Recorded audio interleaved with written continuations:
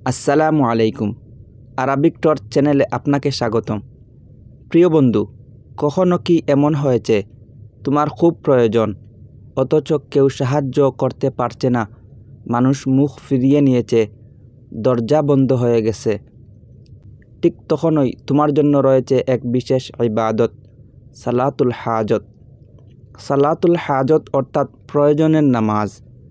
এই নামাজ এমন একটি ইবাদত যা বিশেষভাবে পড়া হয় কোনো জরুরি প্রয়োজন, বিপদ, সংকট বা ইচ্ছার জন্য। রাসূলুল্লাহ সাল্লাল্লাহু আলাইহি ওয়াসাল্লাম বলেছেন, যে ব্যক্তি কোনো প্রয়োজন অনুভব করে সে যেন 2 রাকাত নামাজ আদায় করে তারপর আল্লাহর কাছে প্রার্থনা করে। এই নামাজে আমরা সরাসরি আল্লাহর কাছে হাত পাতি, কথা বলি, কাঁদি, যেন এক অসহায় বান্দা তার প্রভুর সামনে দাঁড়িয়ে আছে। কিভাবে সালাতুল হাজত পড়বেন? 1. পবিত্রতার সহিত অজু করে মনোযোগের সঙ্গে 2 রাকাত নফল নামাজ পড়ুন। 2. প্রতিটি রাকাতে সূরা ফাতিহার পরে যে কোনো সূরা পড়া যায়, তবে প্রথম রাকাতে সূরা কাফিরুন এবং দ্বিতীয় রাকাতে সূরা ইখলাস পড়া উত্তম। 3. সালাম ফিরানোর পর প্রথমে আল্লাহর প্রশংসা করুন, প্রিয় নবী সাল্লাল্লাহু আলাইহি ওয়াসাল্লামের উপর দুরূদ পাঠ করুন। এরপর আপনার প্রয়োজন, সংকট, দুঃখ, কষ্ট খোলাখুলিভাবে আল্লাহর কাছে তুলে ধরুন।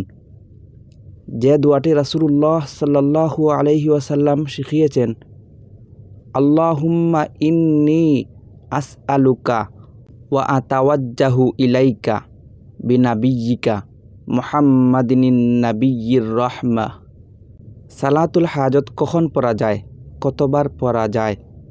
সালাতুল হাজত দিনের যে কোনো সময় পড়া যায়, তবে 5 ওয়াক্ত নামাজের নিষিদ্ধ সময়গুলো বাদে।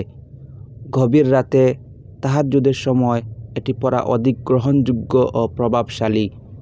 প্রয়োজন থাকলে প্রতিদিন পড়া যায়, এতে কোনো বাধা নেই।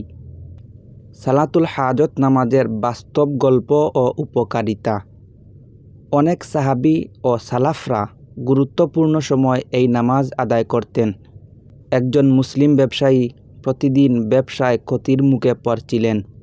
তিনি নিয়ত করে সালাতুল হাজত পড়া শুরু করলেন। 1 সপ্তাহের মধ্যে পরিস্থিতি বদলে যায়। আল্লাহ তার ব্যবসায়ে বরকত দেন। সালাতুল হাজতের মাধ্যমে তুমি শুধু প্রয়োজন পূরণ করো না, তুমি আল্লাহর সাথে সম্পর্ক গড়ে তুলো। প্রিয় ভাই ও বোন, মানুষ তোমার দরজা বন্ধ করতে পারে, কিন্তু আল্লাহর দরজা সবসময় খোলা। তুমি যখন সালাতুল হাজত পড়ো, তখন তুমি তার কাছে যাচ্ছ, যিনি কখনো ফিরিয়ে দেন না।